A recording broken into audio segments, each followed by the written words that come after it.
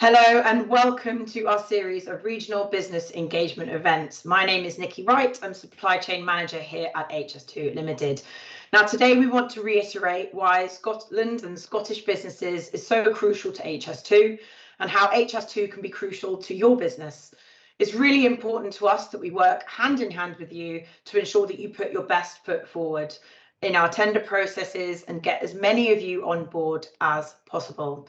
So I'm delighted today to be joined today by Andrew Stevenson MP, HS2 Minister, but we also have Craig Michelle, Founder and Managing Director for Zappshelter, who are based in Perthshire. Good afternoon, everyone, and thank you, Nikki, for that kind introduction. I just wanted to join you briefly to underline the importance of this project and why I'm delighted to see so many businesses attending today's discussion.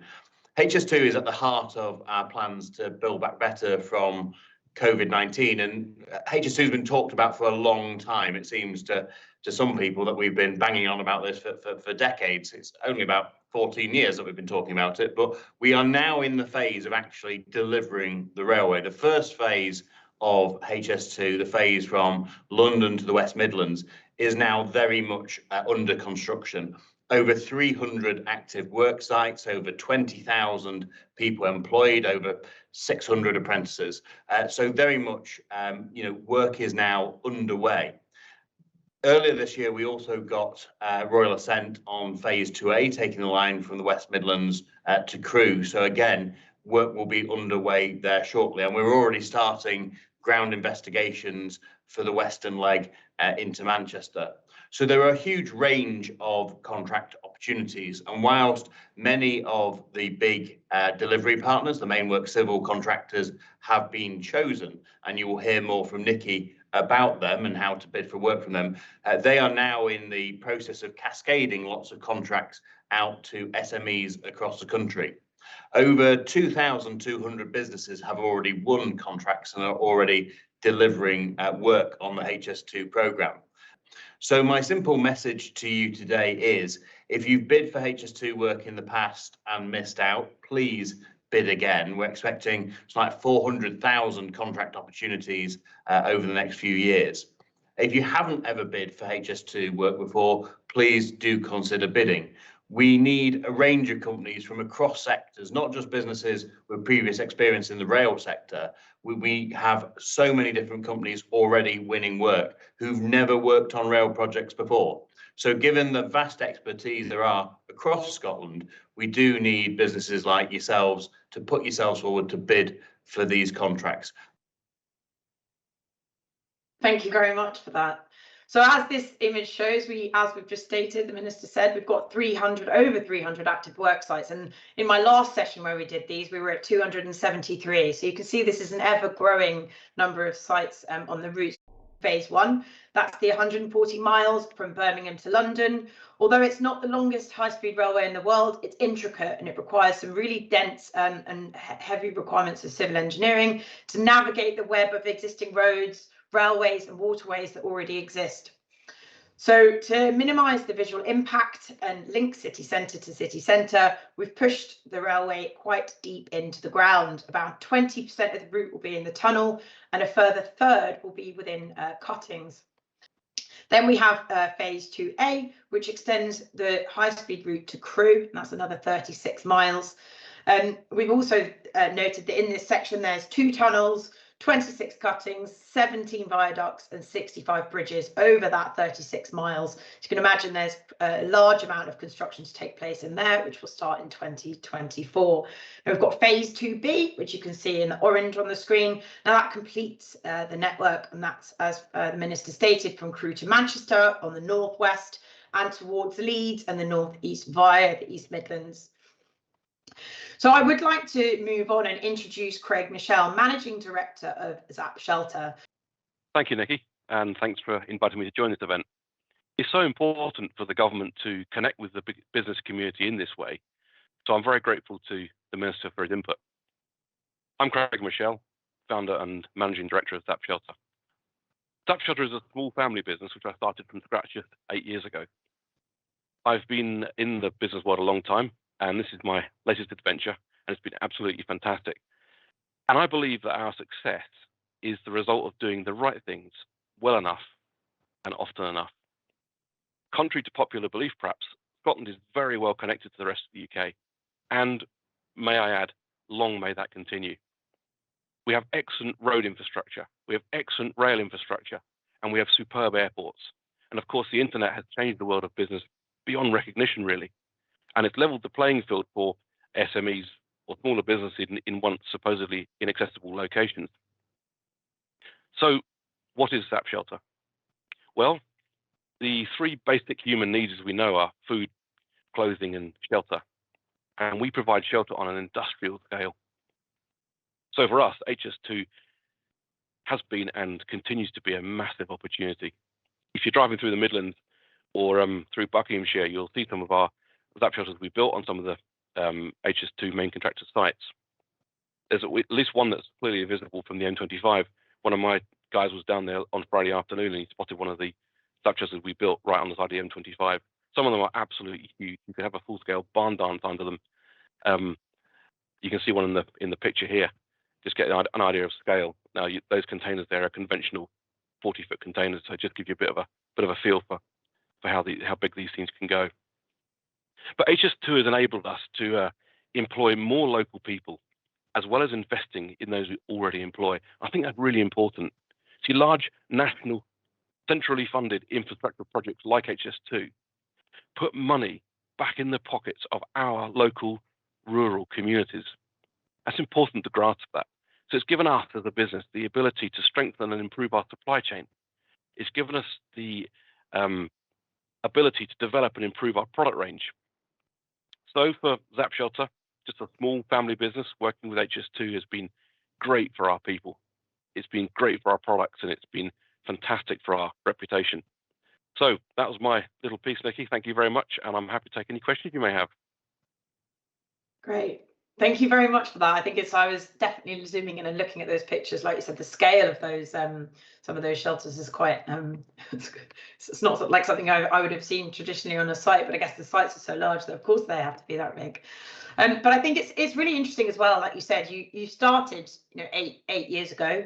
That's often, you're starting as an SME, but you're dealing with a project as large as HS2. How was that in terms of transitioning and kind of being able to prepare yourself for kind of bidding or winning work for HS2? How has that been in terms of that learning curve?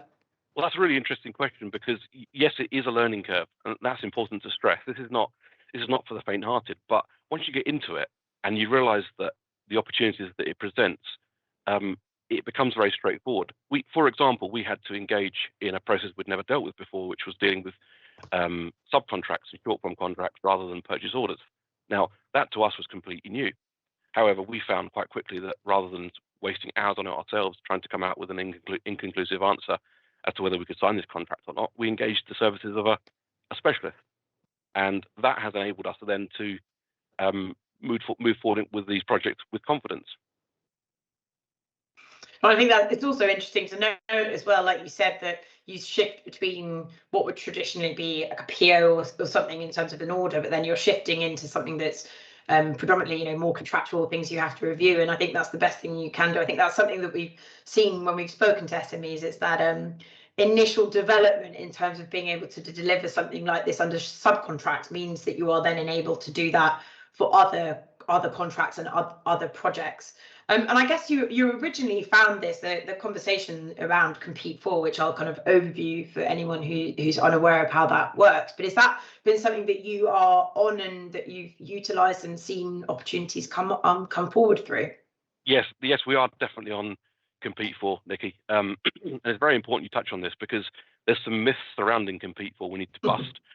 One of them is that it's a tender process. It is not a tender process.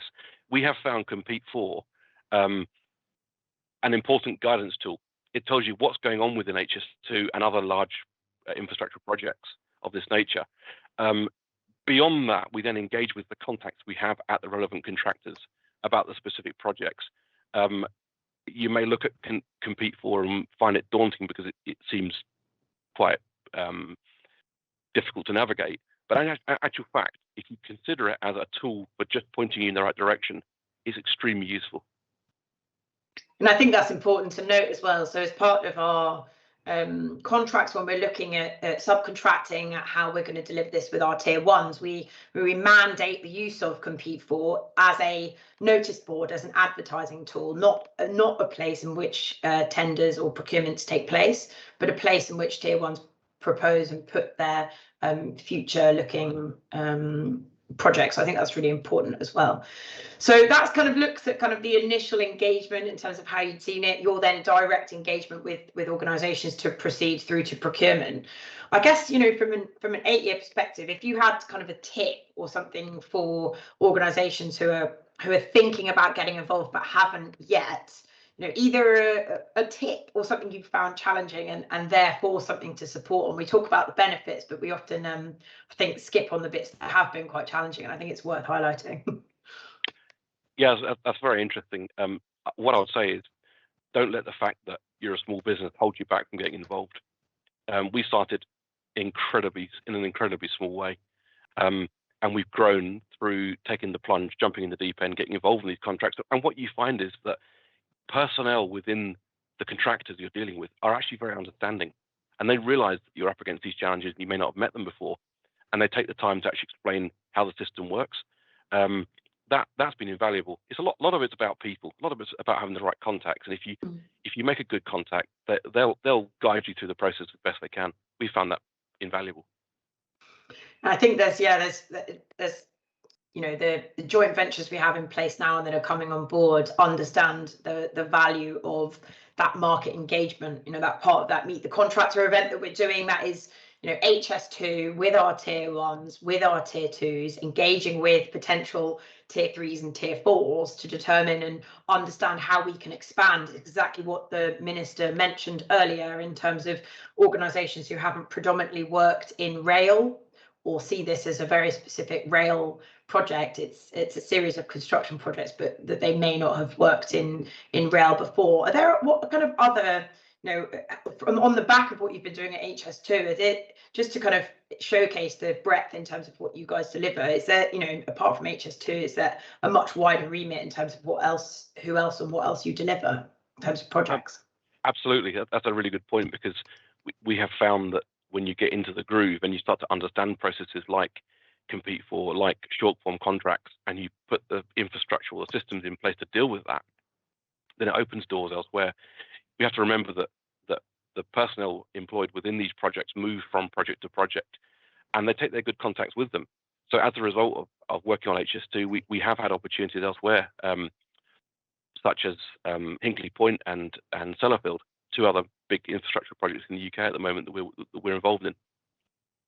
I think it's definitely a good a key thing to mention, isn't it? You know, this is not just about providing and creating capability within organisations to deliver on HS2. We are very aware and understand the scale of infrastructure needs and construction requirements across the UK, and we're part of that, trying to be part of that, you know, solution to provide companies to be able to work on multiple projects in multiple kind of different sectors. You touched on, actually, it kind of links in with that, but you touched on that local engagement piece, that kind of say upskill, and what is it you have done in that space? Because I'm sure there'll be other organisations who will want some support and understand how they can actually achieve that. Yeah, well, see, our staff are. This was new to all of us when we first started working with some of the big contracts, and it seemed quite daunting, but it's enabled us to get up to speed quite quickly with areas such as health and safety, site work qualifications, the essential project management training we've done for some of our team.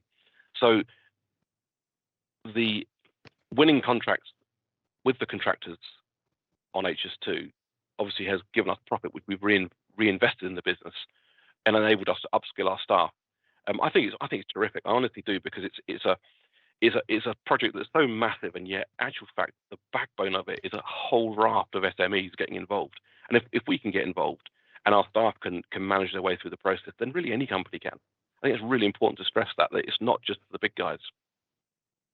Yeah, but I think that's very true. It's like you said, it's the reinvestment part. Even for a business that's an SME, I think we think of reinvestment as this term saved for, the larger firms, but like you said, it's something that has come through and grown and looked at your staff. Is that something that will continue, do you believe? Are there, I think we speak about phase one, obviously, in terms of the contract requirements, but there's a significant amount coming up in phase two. Is that something, in terms of that continued growth, is that something that you're kind of, will that continue through, or is that, you're looking at what you're delivering now, is that still something you're aiming to achieve? No, yeah, I completely agree. We've hardly started. The first phase has been brilliant. We've got a large number of our structures up across HS2 sites, but some of the sites haven't really kicked off yet. So there's still a massive opportunity in that respect. And I think once we start working with some of these contractors and become known to them as a great service provider, great product provider, then it will begin to snowball. While the government continues to invest in these projects, then our involvement with those projects will continue to grow as well. I mean, we've put on more staff, we've taken on more subcontractors, we've spent time training and investing in the staff we've already got. So it really is a knock-on effect from the government making the commitment in the first place to go ahead with this scheme. I guess that's interesting what you just said about, you said your subcontractors. We're think about the number of tiers in terms of, the tier JVs, hiring organizations who may hire you, and then you're dealing with your own subcontractors. Has there been a further flow of kind of those opportunities as a result of this? Is that something, like you've said, that you've developed? Is that something that you're that's grown as a result of this? Yeah, yes, it has, very much so. We're engaged with a number of smaller specialist engineers or fabricators within Scotland who maybe haven't got the outward-facing sales team to go and deal with these kind of contracts, but it's bringing the work to them. That was my point earlier, Nikki, really about putting money back into the local community. I wasn't meaning that. We do have quite a large charity budget ourselves now because I believe in supporting the community in that way. But more importantly, we're actually investing in smaller companies who perhaps don't have the means to go out and get this work themselves, thereby bringing money back into the community. So although for us, these HS2 sites are a long way geographically from where we are, distance is no barrier. And I think that's the important aspect, isn't it? Like you said, there's the we say SMEs, there's still a massive range in there from what a medium enterprise is to a micro enterprise, and like you said, it's something we're trying to navigate as well. How do we capture and engage organizations who have not yet engaged? It's almost, trying to remove the blinkers and understand how we can access different regions. Is that something that you've seen companies have come to you to do, or is that something that you've tried to kind of, advertise, probably the wrong word, advertise to kind of understand what their kind of capacity or organizations look like that can support you as well? It's a bit of both. We were reasonably proactive using systems like Compete For, but also press awareness, articles in the media about the various stages, watching the various JVs be awarded aspects of the contracts. And then we've gone after those people. So you look for supply chain manager, you look for site engineers, you look for the specific people who will be relevant to the type of work you're doing. And you speak to them, you contact them, message them, email them, and say, look, we want to get involved. How can you help us? And we have found them very receptive to a good product or a good service, and they want to talk. Is that something that somebody specifically within your company does, or is that something that you personally do? Because I always find that element interesting. With these large organizations, you have a communications team, a public affairs team, you have the supply chain team, you have these people that have these kind of attributes or things in terms of press releases or engaging with the market. But for a much smaller organization, is that something that you've taken on, or you as an organization that you look at too? Just thinking about things that other organizations go, how do you, is that something you do, or is that spread across the business to engage? It's spread across the sales team. We have a sales and marketing team who would actively engage using social media, using email, obviously the phone too. But you can get stuck at the communications officer in a company. But if you start looking for the people who are actually with their feet on the ground in the contracts, people who are working on site, so site managers, QSs, these kind of people who actually know what's going on, they'll often spare you 5 minutes to speak to you and tell you, listen, no, you need to speak to so-and-so, or give this office here a ring. It's amazing what you can find if you start ferreting around. I laugh because I agree. Before I did a role, I was doing the supply chain management for the stations. I definitely think of finding the right person within an organisation to engage with is, like you said, ferreting around. I do like that term. I guess in terms of the delivery, you mentioned that you're in Scotland, you're further away geographically from the sites. Has that caused, how has that been in terms of managing? I know you say there's no issue, but I guess that's something that might be in terms of, well, we're so far from where we're based. How have you kind of managed that? How has that been managing that geography? Well, it's a question of managing the client's expectations. So if a product needed on a next day basis, you have to have the infrastructure in place to deal with that. But if like our product is usually on a sort of a 4 to 5 week lead time, depending on what it is, then keeping people aware of what's going on. It's been a learning curve for us. I would definitely say that. It's not like delivering to a business premises. There's quite a lot of extra work has to be done to get onto HS2 site, even in terms of delivery drivers with health and safety requirements, and vehicles that are for gold accredited or whatever it might be. But once you've done it once and you've taken time to learn the process, it ceases to become a problem. It's been a learning curve, but nothing's been insurmountable. I was going to actually touch on that as well. Like you said, the requirements, the requirements to be on site, the requirements for health and safety stuff. Is that something that you think kind of organizations can proactively manage even before they're part of it? If a business has decided that they would like to go forward and aim to work at HS2 for within the supply chain, are there kind of tips or methods or places you think they could go to kind of get that on board? Because I think what often happens is the decision is made to go forward for the procurement, and then it's kind of this, I say, scramble, again, non-technical term, in terms of engaging and working out what the requirements are. If people are on this call who aren't part of that supply chain, are there any kind of tips in that space? I do know, health and safety, that safety aspect, one of our core values, in terms of being able to give organisations that foot forward that we're speaking about. Yeah, it's an interesting one, because for us it was exactly what you said. It was a scramble. We won our first order and then thought, shoot, how are we going to actually implement this? We didn't have we had some of the tickets, but not all of them. If there's a difference between delivering a product to site and actively installing a product on site. If you're delivering to site, you're working through a purchase order system. There will be a delivery point at which you drop it off. That's easy. If you are installing on site, you're doing some engineering work like we tend to, then there are certain requirements you have to have. So your project manager has to have triple STS. You have to have the various CSTS cards, that kind of thing. And there's plenty of information online, and there are training companies out there, especially in and around the West Midlands, who will be able to advise you accurately on what you need to get on to work on an HS2 site. It's as well getting well ahead of the curve on that, because some of these cards, some of these ticket systems do take a while to work through. They can be, it could be a 5-day course, which for a small business is a big chunk of time. So doing it now before you start the process, it will only put you in a better position when you actually win some work.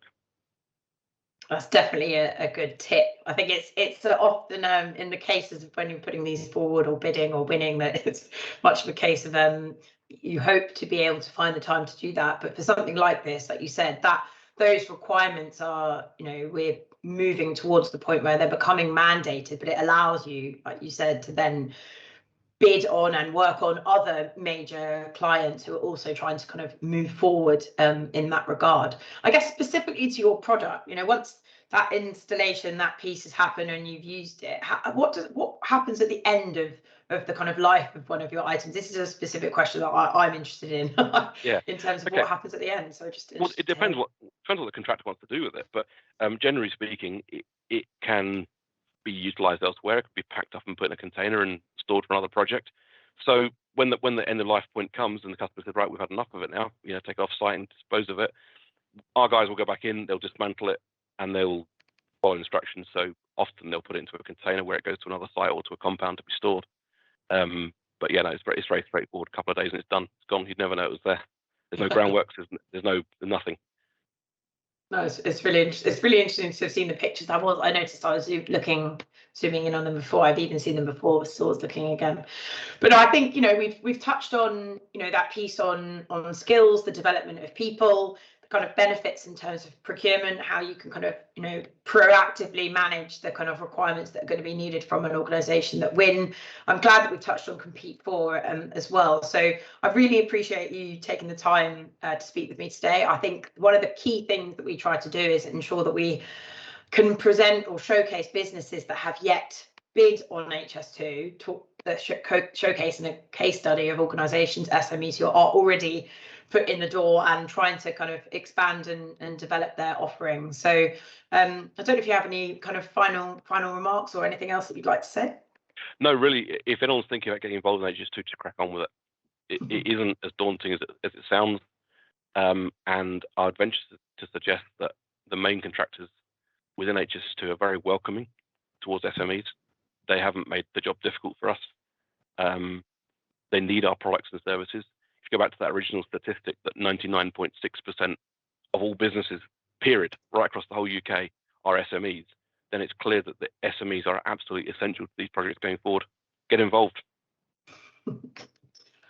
That's a good close. I appreciate that. But, you know, I totally agree. We work proactively. So the HS2 supply chain team work proactively with the joint venture supply chain teams, and you know, we work closely to kind of make sure that everybody's on board and knows how to kind of engage. We're all aware that there's, you know, constrictions and a lot of capacity required for these projects. So we're out there trying to find those and grow that. So no, thank you very much for being with us today. I really appreciate that.